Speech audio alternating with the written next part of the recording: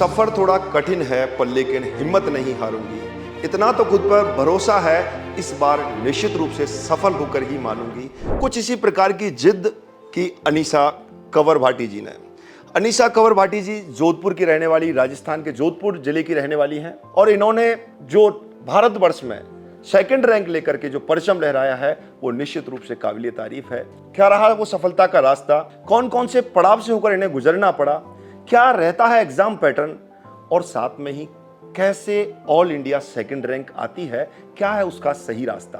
तो मिलते हैं अनीसा कंवर भाटी जी से। मेरे साथ में है अनीसा कंवर भाटी जी। बिल्कुल स्वागत है आपका। कैसा लग रहा है आपको? बहुत अच्छा लग रहा है और उससे ज़्यादा अपने पेरेंट्स को खुश देख के ज़्यादा अच्छा लग रहा है, क्योंकि रिलेटिव्स के कॉल्स आ रहे हैं, मैसेजेस आ रहे हैं, तो उनके जो चेहरे पे स्माइल है वो सबसे ज़्यादा प्रीशियस है मेरे लिए। बिल्कुल, मतलब वो खुशी अपने आप में बयां कर रही है कि आपने वास्तव में बहुत कुछ बड़ा किया है। आपने ऑल इंडिया सेकंड रैंक जब आपकी आई, आपने देखा तो आपको बिलीव हुआ कि सेकंड रैंक में मैं ही हूँ और ये मेरा ही नाम है? पास का तो मुझे था कि मैं पास तो हो जाऊंगी, बट रैंक का मुझे एक्सपेक्टेशन नहीं थी कि मेरी रैंक आएगी या फिर, बट जब मैंने सेकंड रैंक देखी, अनीशा कंवर नाम देखा, उसके बाद मैंने डेट ऑफ बर्थ मैच किया कि ये मेरा ही नाम है। मतलब तब तक फील नहीं हो रहा था कि मुझे कंफर्म हो गया कि हाँ मेरा ही है। जब सेकंड रैंक आपकी आई, आपने अपना नाम देखा तो आपको मतलब उस टाइम कैसा लगा? आपने किसको सबसे पहले बताया? घर सबसे पहले घर पे उस समय मम्मी ही थे, तो मैंने उन्हीं को बताया। पहले मैंने उनको बोला मैं पास हो गई, तो उन्होंने बोला मतलब खुश हुए, बट जब मैंने बोला कि मेरी ऑल इंडिया सेकंड रैंक है, तब तो वो बहुत ज़्यादा खुश हो गए थे। आपने बताया कि उस दिन मैरिज एनिवर्सरी थी, आपके घर पे पहले से ही प्रोग्राम था, सारे रिश्तेदार पहले घर पे ही थे, तो वहाँ एकदम क्या माहौल हुआ? और ऑल इंडिया सेकंड रैंक आना अपने आप में बहुत बड़ी बात है, तो क्या एकदम माहौल किस हिसाब से चेंज हुआ? माहौल बहुत जल्दी चेंज हुआ और बहुत खुशनुमा हो गया था उस टाइम। काफ़ी जने बहुत खुश थे, जो नहीं थे वहाँ पे उनके भी कॉल्स आने लग गए, मैसेजेस आने लग गए कॉन्ग्रेचुलेट करने के लिए, विशेस देने के लिए। बिल्कुल, कहते हैं ना अभी अकेले ही लड़िएगा आप सफलता के लिए, पर लेकिन जब सफल हो गए ना तो ये दुनिया पूरी आपके साथ होगी, दुनिया आपकी कामयाबी के उदाहरण देगी। तो उस कामयाबी को हासिल कैसे किया अनीसा जी ने, कुछ इस प्रकार के क्वेश्चंस अब अनीसा जी से पूछता हूं मैं। अनीसा जी, सबसे पहले बिल्कुल जीरो पर चलते हैं। पहले तो आपके लिए बहुत बहुत फिर से तहे दिल से बहुत बहुत बधाइयाँ। हालांकि आपके रिश्तेदार सभी के रिलेटिव्स के सभी की ये मिल रही होगी आप लोगों को कि बस आपने बहुत अच्छा काम किया और वास्तव में अपने आप में काबिल तारीफ काम है। भारतवर्ष में सेकंड रैंक लेकर के आना एयरफोर्स जैसे कंपटीशन एग्जाम में बहुत बड़ी बात है अपने आप में। Thank you so much sir. तो मैं स्टार्टिंग वहीं से करता हूं, एयरफोर्स के फॉर्म बनने से लेकर के। जैसे ही सबसे पहले एयरफोर्स की वैकेंसी निकली, आपने कौन सी इंटेक में, आपका कौन सा चांस था, पूरा एक बार डिटेल से पहले मैं जानकारी चाहूँगा। इंटेक मेरा था 2024 फर्स्ट इंटेक था और ये मेरा सेकंड चांस था। फर्स्ट जब मैंने अप्लाई किया था, मतलब एग्ज़ाम दिया था इसका, तब मेरी कट ऑफ तो क्लियर थी, बट मेरा रीजनिंग वाला जो रागा का था उसमें सेक्शनल कट ऑफ क्लियर नहीं थी, और उस टाइम मैं ऐसे श्योर भी नहीं थी कि एग्ज़ाम देना है, क्लियर करना है, जस्ट ऐसे ही मैंने एग्ज़ाम दे दिया था। मतलब आपने असफलता में सफलता को ढूंढा और फिर आपने इतना अच्छा काम किया उस असफलता पर, उस चीज़ पर, कि वो एकदम आपने सीधा टॉप ही कर दिया उसको। तो ऐसे और भी बहुत सारे ऐसे विद्यार्थी हैं कि जो वास्तव में असफल होने के बाद हताश हो जाते हैं, निराश हो जाते हैं और वो फिर कुछ नहीं कर पा रहे हैं। तो उनके लिए आप क्या कहना चाहेंगे? उनके लिए मैं यही कहना चाहूँगी कि आपको मेहनत करनी है। फर्स्ट बार जब मैंने एग्ज़ाम दिया, मुझे एक्सपीरियंस हुआ कि कैसे क्वेश्चंस आते हैं। हालांकि मैंने तैयारी नहीं की थी उस टाइम, बट सेकंड बार मुझे था कि हाँ अब तो तैयारी करके देना ही है। बिल्कुल। बस एक नंबर से मैं रह गई थी, तो मुझे पता था कि इस बार मैं पक्का कर लूँगी। बिल्कुल।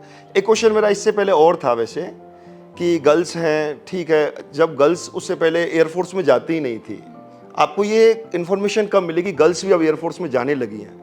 सर जब ये नई स्कीम आई थी अग्निपथ स्कीम, तो बहुत सोशल मीडिया पे आया था कि गर्ल्स भी अपने मतलब ऐसी स्कीम्स में जा सकती है, आप just after 12th officer entry ना होके मतलब इस एंट्री में भी जा सकती है। तो उस दिन आपको फील आया था कि मुझे ये ज्वाइन करना है और मुझे कुछ ऐसा करना है एयरफोर्स में? मुझे जाना तो डिफेंस में ही था स्टार्टिंग से, क्योंकि मेरे फादर भी आर्मी एक्स सर्विसमैन है, तो वो मोटिवेशन स्टार्टिंग से ही था कि डिफेंस फोर्सेज में जाना है मुझे। बिल्कुल। आपके फादर को क्या खुशी हुई कि डिफेंस में जाना है, एक सपना था, और डिफेंस में ऐसे जाना है कि ऑल इंडिया सेकंड रैंक लेकर के जाना है। तो उस टाइम फादर के क्या एक्सपीरियंस थे, वो क्या एक्सप्रेशन थे आपके प्रति? उस टाइम फादर घर पे नहीं थे, बट मैंने उनको वीडियो कॉल किया, वो मतलब ड्यूटी से वापस आ रहे थे, तो मैंने उन्हें बताया कि मेरी ऑल इंडिया सेकंड रैंक आई है। तब बहुत ज़्यादा खुश हो गए थे कि ऑल इंडिया सेकंड रैंक आई है। All India second rank air force में आई है। तो यानी कि एक असफल जब हुए इन्होंने, जब रागा में ये कट ऑफ क्लियर भी नहीं की, और रागा में कट ऑफ क्लियर नहीं करने के बाद भी इन्होंने दोबारा से इस प्रकार से मेहनत की, ये डटे रहे कि नहीं मैं सफल होंगी, मैं निश्चित रूप से एग्जाम के काबिल बनी हुई हूँ, और फिर इन्होंने ऑल इंडिया सेकंड रैंक इन्होंने हासिल की। और इन्होंने बताया कि इन्होंने जो फैमिली बैकग्राउंड है, पहले से आर्मी बैकग्राउंड से, जब आपके फादर हैं तो निश्चित रूप से इनको डिफेंस में ही जाना है। तो मैं आपसे पूछना चाहूंगा कि जो इसका एक स्टूडेंट है, फ्रेशर विद्यार्थी है एकदम, वो जब तैयारी कर रहा है तो इसका एग्जाम पैटर्न क्या रहता है और क्या स्ट्रेटेजी रहनी चाहिए उसके लिए? एग्ज़ाम पैटर्न में सबसे पहले तो इंग्लिश आती है। इंग्लिश बहुत इंपॉर्टेंट रोल प्ले करती है। अगर आपको मार्क्स अच्छे मतलब लानी है, रैंक भी आनी है, तो सबसे ज़्यादा इंग्लिश का इंपॉर्टेंट रोल है। उसमें 20 क्वेश्चंस आते हैं और 20 मिनट्स मिलते हैं हमें। तो इंग्लिश में मैं सबको यही बताना चाहूँगी कि इंग्लिश में आपकी रीडिंग स्किल्स अच्छी होनी चाहिए, क्योंकि उसमें पैसेज आता है तो आप पैसेज तो आराम से कर लेते हैं। और रही बात वोकैब की, तो वोकैब में तो जो डेली लाइफ में हम वर्ड्स यूज़ करते हैं वही आती है। और अगर कोई टिपिकल क्वेश्चन भी आ जाए तो हम ऑप्शन एलिमिनेशन से उसको आराम से सॉल्व कर सकते हैं। तो इंग्लिश का तो आप बिल्कुल, इंग्लिश का डर तो मतलब आपने खत्म कर ही दिया है स्टूडेंट्स का। और अब रागा के लिए, जहां पहले आप असफल भी हो गए थे रागा में, आपने बताया आप सेशनल कट ऑफ भी क्लियर नहीं कर पाए, तो उसके लिए क्या रणनीति रही? रागा के लिए सबसे पहले रीजनिंग तो इजी होती है काफ़ी। आई गेस सारे बच्चों को रीजनिंग हाँ, वो प्रैक्टिस है, बस मेन चीज़ है। हाँ, प्रैक्टिस से। बाकी मैथ्स का मैं बताना चाहूँगी, मैंने मॉक टेस्ट दिए, एनालाइज किया कि कैसे कैसे चैप्टर्स आ रहे हैं, जैसे टाइम एंड वर्क है, परसेंटेज है। तो मेरी दीदी है वो एसएससी की तैयारी कर रही है, तो मैंने अपने कॉन्सेप्ट उनसे क्लियर किए, क्योंकि उनसे बेहतर तो कोई समझा नहीं सकता। बिल्कुल बिल्कुल। तो उनसे मैथ्स तो आपने मैथ्स की, भाई यही है प्रैक्टिस। अपने को मैथ्स क्या है, मेन प्रैक्टिस है। जितनी ज़्यादा प्रैक्टिस करेंगे, आप मॉक टेस्ट देंगे तो आपकी स्पीड भी आएगी, साथ में एक्यूरेसी आप लोगों की आएगी। तो आपको बस यही है मेन सफलता का मंत्र, बस एक प्रैक्टिस करना है, और वो भी कंटिन्यू प्रैक्टिस करने से ही अपने आप को सफलता यहाँ से मिलने वाली है। तो आपने कितने अंक प्राप्त किए? इसमें अभी मैंने 44 मेरे 50 में से है वाई ग्रुप में। और फिर आपके ओवरऑल कितने मार्क्स हुए टोटल? 51 हो गए, क्योंकि मेरे पास एनसीसी सर्टिफिकेट था। एनसीसी सर्टिफिकेट भी थी आपके पास, यहाँ पे था हमारे पास। तो एक सफलता कैसे प्राप्त होती है कि आपको पूरी तरीके से बताया। देखो, आपने यहाँ से जो डिफेंस की हम तैयारी कर रहे हैं, एयरफोर्स के जब हम सिलेक्शन हमें चाहिए, तो दोनों फेज अपने को कंप्लीट करने होते हैं। रिटर्न के साथ साथ फिजिकल पे भी अपने को ध्यान देना होता है। तो अनीसा जी, आपने रिटर्न के बारे में हमें बताया कि बस कंटिन्यू मेहनत हमें करनी है। डेली आपने मेहनत की, मॉक टेस्ट आपने लगाए, शानदार तरीके से आपने अपनी दीदी की भी हेल्प ली, और उसमें बहुत अच्छी तरीके से आपने प्रैक्टिस की उनके साथ और कंसेप्ट को देखा। मैं और बताना चाहूँगी, मॉक्स देना तो ठीक है, बट उनको एनालाइज करना बहुत ज़्यादा ज़रूरी है। अगर आप मॉक देते हैं और उसको एनालाइज नहीं करते हैं तो कोई मतलब नहीं बनता मॉक देने का। बहुत एनालाइज ज़रूर करें। बहुत शानदार बात कही इन्होंने। जैसे आप अपना टेस्ट तो करवा के आ गए हैं, बॉडी टेस्ट चेकअप करा लिया, पर लेकिन आपने उसे डॉक्टर के लिए दिखाया ही नहीं कि अब मुझे क्या करना चाहिए, मेरे कौन से पार्ट्स में किस चीज़ की कमी है। ये बहुत ज़रूरी चीज़ है, उसका एनालिसिस बहुत ज़रूरी चीज़ है। आप जैसे ही टेस्ट दिया आपने, मैथ्स में आपके ट्रिग्नोमेट्री का क्वेश्चन कौन कौन सा आ रहा है, किस पैटर्न का आ रहा है, और आप उसमें क्या गलती कर रहे हैं, इस चीज़ को पहले ही पता लगाना। इंग्लिश में कौन से पोर्शंस के क्वेश्चंस आ रहे हैं, आप कौन से पोर्शंस पर वीक जोन आपका क्या है, स्ट्रॉन्ग जोन क्या है, ये एक पूरा एनालिसिस होना बहुत ज़रूरी होता है एक विद्यार्थी के लिए। आपने फेज सेकंड के बारे में अब विद्यार्थियों को हम थोड़ा सा बताएंगे कि फेज सेकंड की आपने तैयारी क्या एग्जाम के साथ साथ ही की, किस हिसाब से आपने तैयारी की? उत्कर्ष के साथ सबसे मेरे को फिजिकल में था कि मेरी रनिंग नहीं हो पाएगी, मैं रनिंग में रह जाऊंगी, और यहाँ पे फिजिकल बहुत अच्छा है, ये तो मैं कहना चाहूँगी। यहाँ पे डेली मतलब हर वीकली यहाँ पे टेस्ट होते हैं, ट्रायल्स होते हैं, हमारे टाइमिंग लिया जाता है कि टाइमिंग कितना आ रहा है बच्चों का। बाकी यहाँ पे अलग अलग मतलब लेसन प्लान्स होते हैं हर डे का, क्या 400 मीटर की स्प्रिंट है, 200 की है, या लॉन्ग रनिंग है। तो उन्होंने मुझे काफ़ी हेल्प की उन चीज़ों में। यहाँ से आपका उत्कर्ष से ग्राउंड जाने का क्या शेड्यूल रहता था, और फिर वहाँ क्या क्या एक्टिविटी रहती थी, कुछ ऐसा फील है आपको, याद है कुछ? हाँ, बिल्कुल याद है। इनफैक्ट मुझे मेरा फर्स्ट डे याद है, मतलब बैच स्टार्ट हो गया था तो मैं एक हफ्ते। अच्छा, फर्स्ट डे जब उत्कर्ष में एडमिशन आपका, आपने बताया दीदी आपके साथ में आई थी, तो उस दिन आपका क्या फील था और क्या कॉन्फिडेंस था आपका? उस दिन उत्कर्ष में दीदी को मैं साथ में लेके आई थी एडमिशन करवाने के लिए, तो मुझे पता था कि इस बार मुझे रिटर्न तो मैंने क्लियर किया, इस बार फेज 2 तो क्लियर करना ही है। तो मैं फुल कॉन्फिडेंस के साथ आई थी, और आपकी मतलब उत्कर्ष की हेल्प से ये पूरा भी हुआ है जी। अब फर्स्ट डे पर आते हैं आप, first day physical. First day मैं गई थी, बट मैंने एक हफ्ता लेट ज्वाइन किया था बैच। तो मैं फर्स्ट डे गई तो वहाँ पे जाते ही था कि लॉन्ग रनिंग करनी है, तो मेरे मन में सीधा आया, आज तक मैंने इतना लंबा मतलब दौड़ा ही नहीं है, तो एकदम से मैं कैसे इतना दौड़ लूँ। बट वहाँ पे ग्रुप थे, गर्ल्स का ग्रुप था, तो उनके साथ मैंने रनिंग स्टार्ट की। बीच में मैं थकी, बट साथ में जो मेरे गर्ल्स थी फ्रेंड्स जो नए भी बने थे, तो उन्होंने मोटिवेट किया कि नहीं नहीं बस हो जाएगा, थोड़ा सा रहा है, थोड़ा सा रहा है। तो उस दिन मैंने अपनी रनिंग कंप्लीट की, तब मुझे कॉन्फिडेंस आया कि हाँ मैं कर सकती हूँ। एक बार आपको ध्यान है बीच रनिंग में एक बार ट्रायल था टाइम वाला, और उसमें मैं भी आया था, उस टाइम पर पहुंचे थे, हमारी पूरी टीम आई थी। उसका भी किस्सा है एक। जी। उस दिन जब रनिंग हुई थी तो आपने मोटिवेशन के लिए ये बताया था कि रनिंग करने के लिए पैरों से ज़्यादा विल पावर की ज़रूरत होती है, और ये बात कहीं ना कहीं सच भी है। अगर आपके पास विल पावर स्ट्रांग है आपकी, तो आप आराम से रनिंग कर सकते हैं। मेन विल पावर ही है बस। आप जैसे ही पहला घेरा पूरा करते हो, जैसे ही दूसरा राउंड लगाते हो, उतने में ही एक ऐसा लगता है कि नहीं रुक जाओ, अब रुक जाओ, मेरे से नहीं हो पाएगा, पर लेकिन अपने को कंटिन्यू हुआ बने रहना होता है। अच्छा, उस टाइम जब मॉक हुआ था तो आप उसमें टाइम में रेस आपने की थी या कंप्लीट या नहीं की थी उस मैं दिन? उस टाइम कंप्लीट नहीं कर पाई थी, मेरा 8 मिनट से ऊपर टाइम आ रहा था, उस दिन मैं नहीं कर पाई थी। बट वहाँ पे काफ़ी टीचर्स आए थे उत्कर्ष के, तो उन्होंने मोटिवेट किया कि नहीं आपका तो हो ही जाएगा, अच्छा लौट रहे हो, अभी तो स्टार्टिंग है, अभी टाइम पड़ा है, आप कर सकते हो। तो काफ़ी, और आपकी ये बात तो मुझे हमेशा याद आती थी रनिंग के टाइम पे कि विल पावर आपकी स्ट्रांग होनी चाहिए। मेन विल पावर की है। बहुत अच्छा। देखो, बातें सभी के लिए बताई जाती है, पर उनको जो फॉलो करे ये बहुत बड़ी बात होती है। अनीशा जी ने निश्चित रूप से सीरियस होकर सारी बातों को फॉलो ही किया है, जो भी इनके टीचर्स ने बताया है इनको, ये बहुत बड़ी बात होती है। और यूं ही सफलता नहीं मिलती। सफलता मिलने के लिए, सफलता पाने के लिए आपको एक बहुत शानदार तरीके से ओबिडेंट होना पड़ता है। हर बात को ऐसे लिखना होता है कि जैसे ये जीवन की एकदम सच्ची घटना हमारे सामने चल रही है, और इसको फॉलो करना होता है। हर एक रास्ते आपको बताए जाते हैं, पर लेकिन उनको फॉलो करेगा उसे ही सफलता मिलेगी। तो ऐसे ही कुछ बहुत अच्छे रास्ते इन्होंने फॉलो किए। अच्छा, अब अगली बात आती है एयरफोर्स में, जो एकदम मेन फेस होता है एक हिंदी मीडियम स्टूडेंट के लिए, तो मैं कहूँगा group discussion. Group discussion big task है।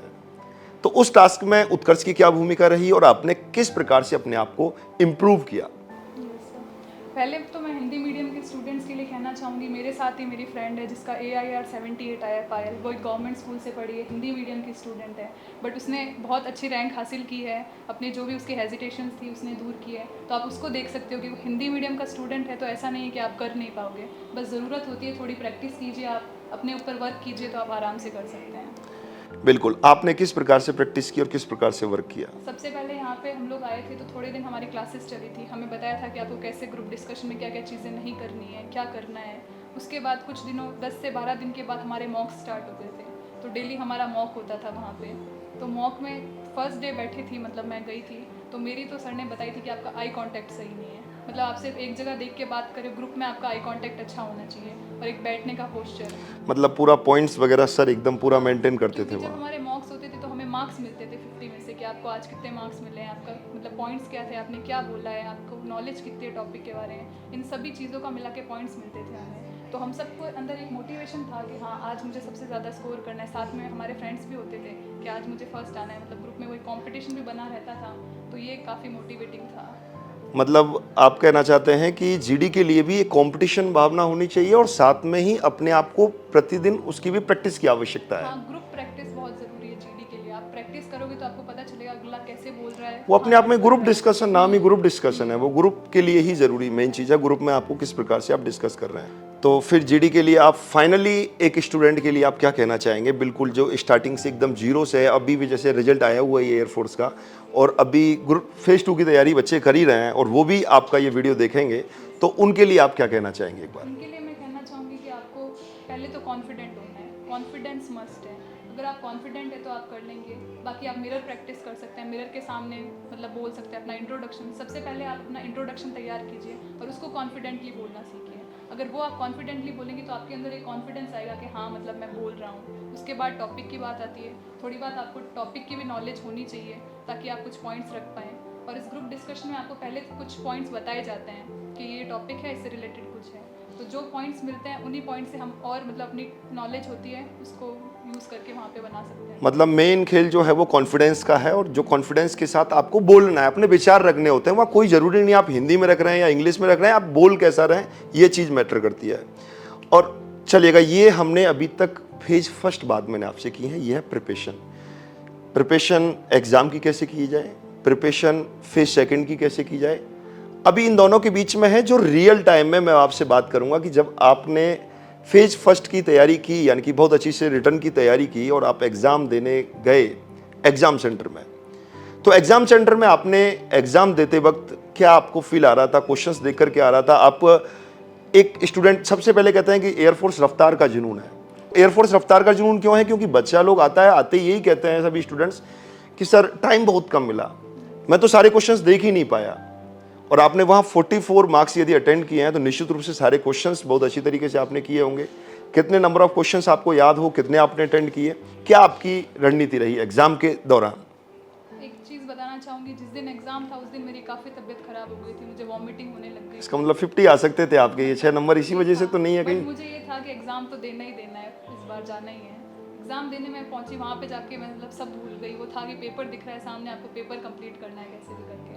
तो इंग्लिश में तो आपको टाइम मिलता है 20 क्वेश्चंस के लिए, 20 मिनट्स इनफ है, तो इंग्लिश में तो आराम से कर सकते हैं। बट जब रागा का सेक्शन खुलता है तो वहाँ पे 30 क्वेश्चंस होते हैं और 25 मिनट्स होते हैं, तो वहाँ पे आपकी स्पीड अच्छी होनी चाहिए, तो आप कर सकते हैं। और स्पीड बढ़ाने के लिए पहले ही अनीसा जी ने बता दिया है कि मॉक टेस्ट आपको बार बार देने हैं, और जो टीचर्स आपको पढ़ा रहे हैं उसको बहुत अच्छी तरीके से फॉलो आपको करना है। जैसे आप फॉलो करेंगे, उन बातों को ध्यान रखेंगे, तो निश्चित रूप से काम हो जाएगा। तो आपको एग्जाम देते ही कॉन्फिडेंस आ गया था कि इस बार एग्जाम क्लियर हो रहा है? एग्ज़ाम इंग्लिश का मैंने पेपर दिया, मुझे लग रहा था सारे क्वेश्चन सही है। फिर वापस आके मैंने चेक किए क्वेश्चन जो भी यूट्यूब पे बता रहे थे टीचर्स, तो मेरे मतलब 18 क्वेश्चन सही हो रहे थे, मैंने 19 किए थे 20 में से। एक क्वेश्चन मेरा गलत हो रहा था उसमें, और रियल में भी मार्क्स ऐसे ही थे, एक क्वेश्चन गलत था, बाकी 18 राइट थे। और रागा में भी काफ़ी अच्छा था मेरा, मैथ्स का भी मैंने कर लिया था, तो मुझे इस बार तो कॉन्फिडेंस था कि क्लियर हो जाएगा पेपर। बिल्कुल चलिएगा।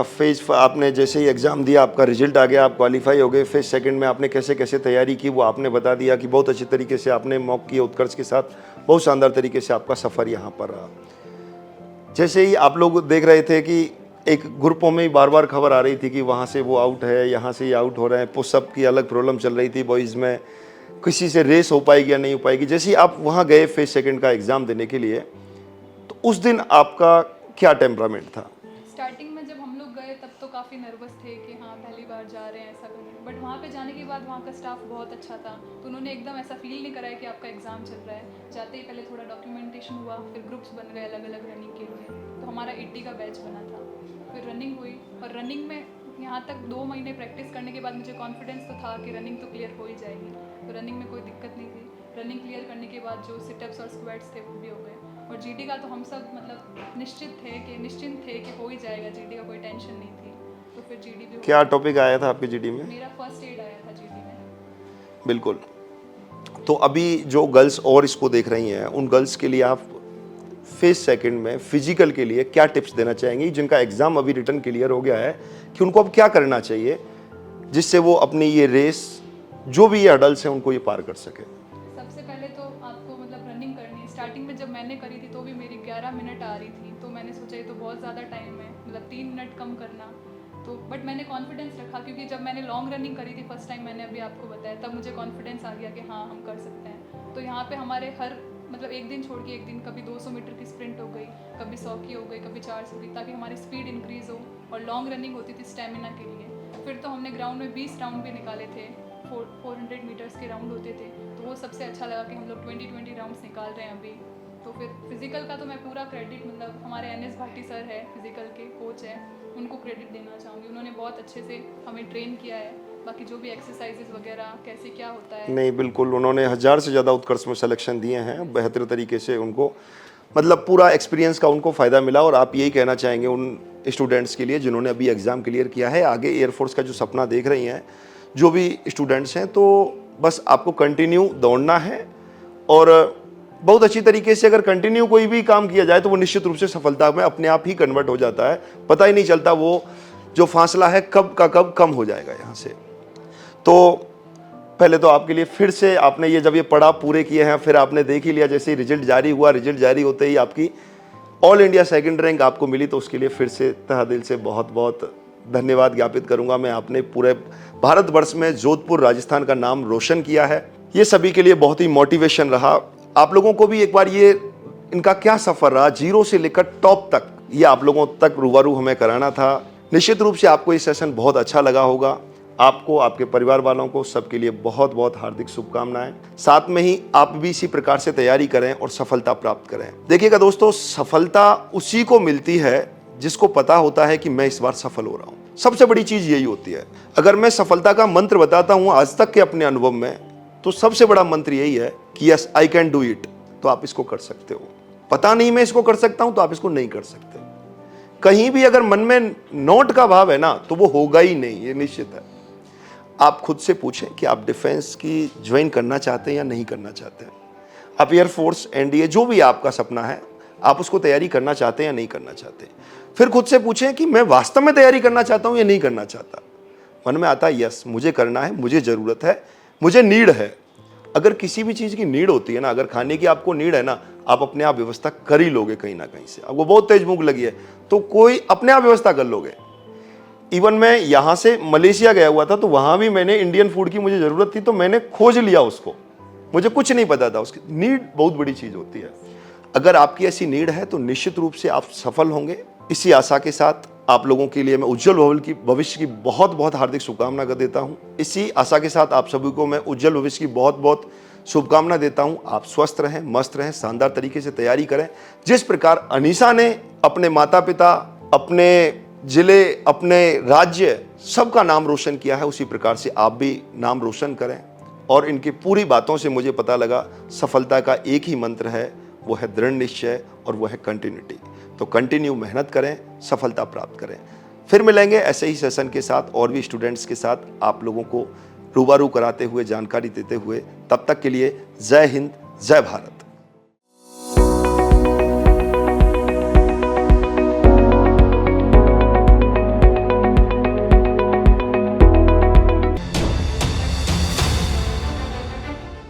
सफर थोड़ा कठिन है पर लेकिन हिम्मत नहीं हारूंगी।